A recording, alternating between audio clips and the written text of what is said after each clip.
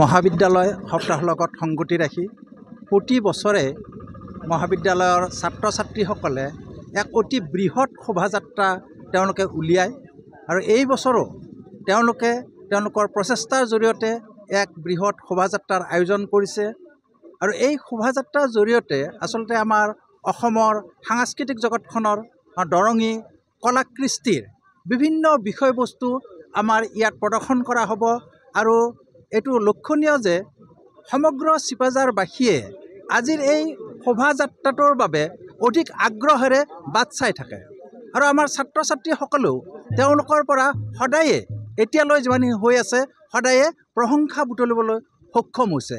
গতিকে মই আশা ৰাখিছোঁ আজিও আমাৰ মহাবিদ্যালয়ৰ সমূহ ছাত্ৰ ছাত্ৰীয়ে অতি শৃংখলাবদ্ধভাৱে এই শোভাযাত্ৰাটো আগবঢ়াই নি ৰাইজৰ প্ৰশংসা বুটলিবলৈ সমৰ্থ হ'ব আৰু মই ৰাইজৰ সহায় সহযোগ কামনা কৰিছোঁ।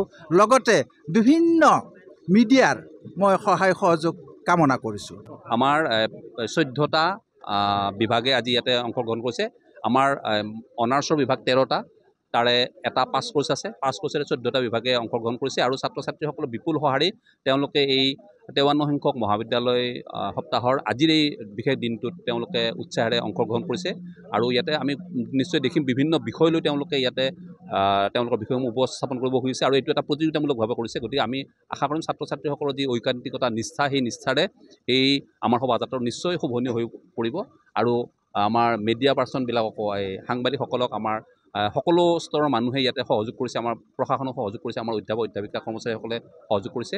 গতিকে আপোনালোকক আটাইকে ধন্যবাদ জনাই আমি আমাৰ এই শোভাযাত্ৰালৈ আপোনালোককো আমি আমাৰ সৈতে যাবৰ কাৰণে আহ্বান জনালোঁ।